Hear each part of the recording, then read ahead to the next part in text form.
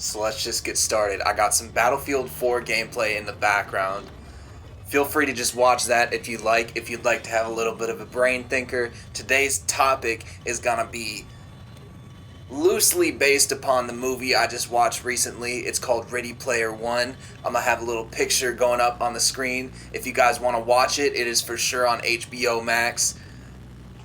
I recommend it, especially if you're a gamer. It's got some funny parts in there. It's got some emotional parts in there. Overall, it's a good story. I feel like Steven Spielberg does a really good job every time.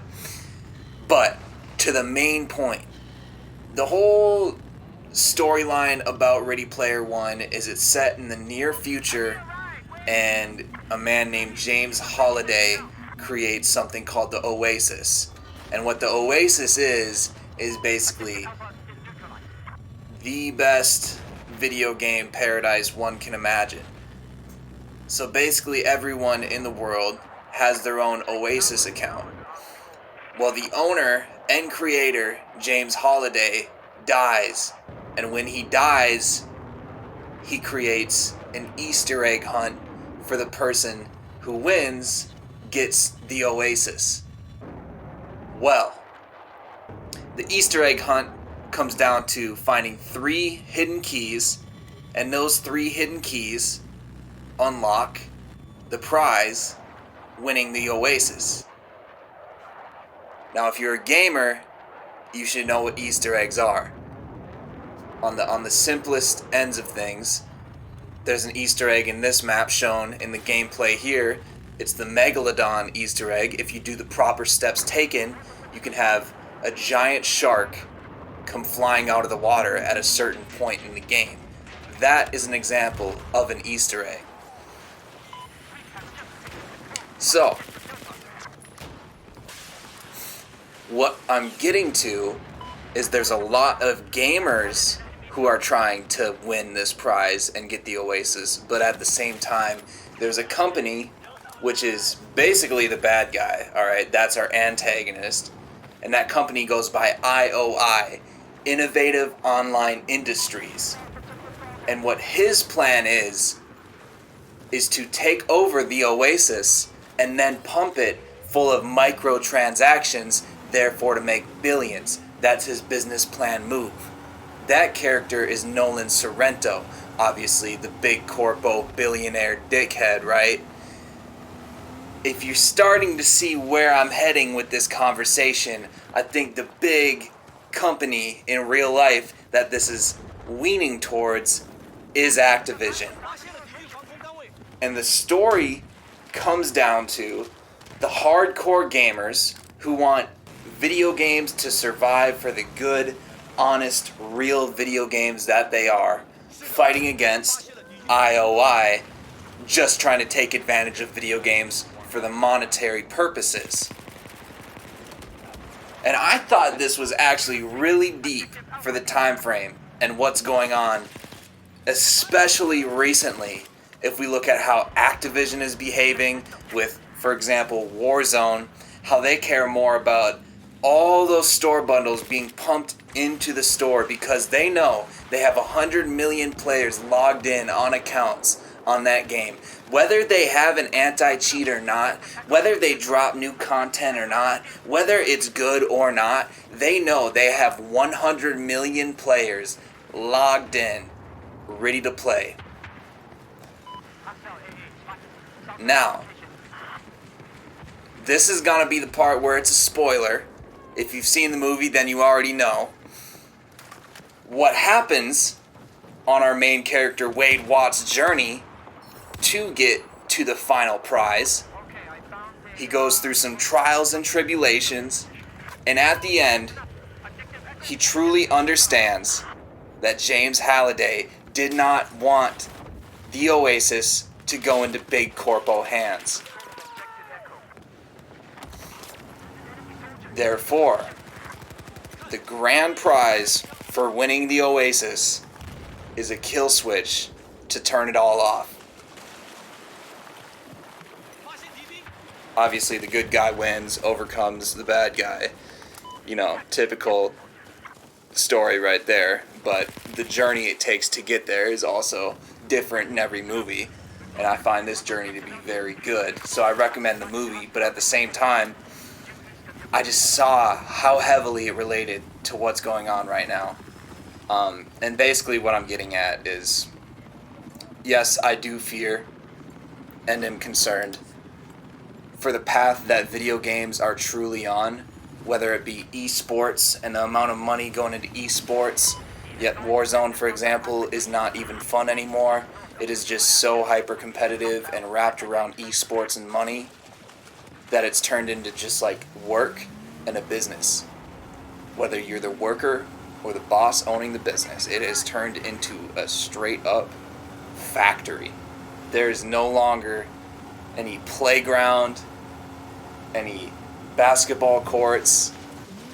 There's no concessions, there's no roller coasters. This is just no fun, only efficiency. That's what I see, and this is what I fear for the future of video games. I fear that we are losing sight on the fun aspects of video games, and I'm gonna be real. I have messed up as well.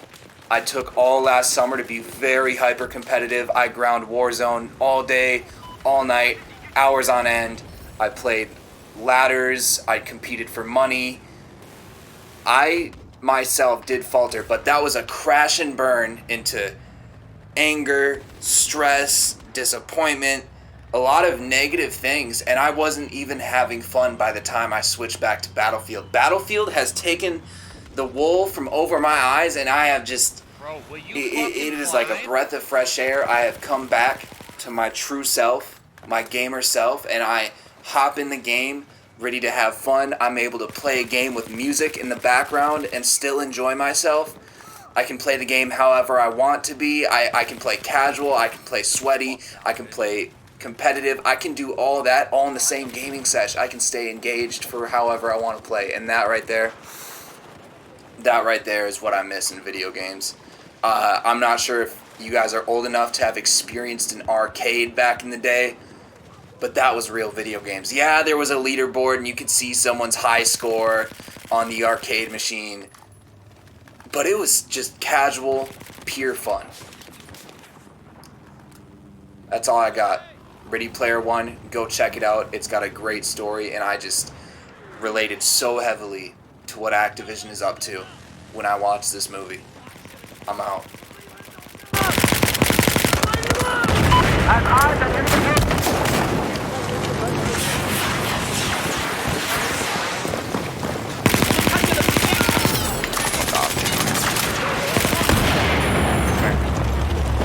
Come on.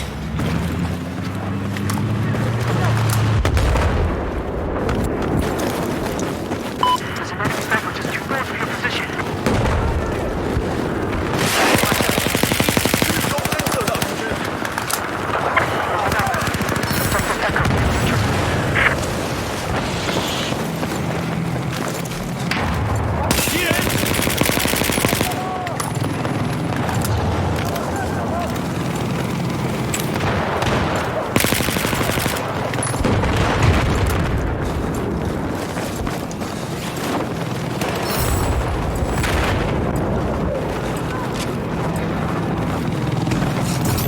Guys, we have lost objective Alpha.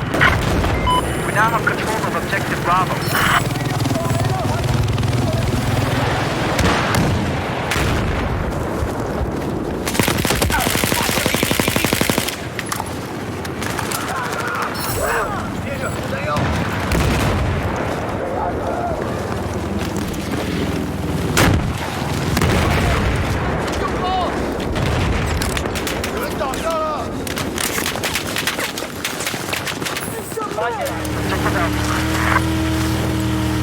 I mean, he probably did something. Probably wanted to go by like 8. He didn't want to hang out at ground too long. He wound up staying and drinking. That's his fault.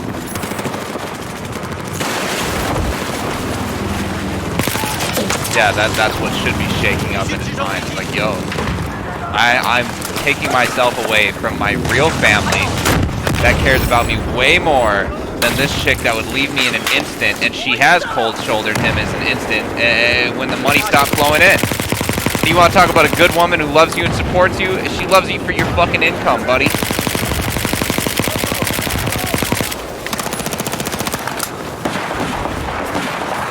Mamacita likes the whiskers or whatever. Objective Echo has been destroyed.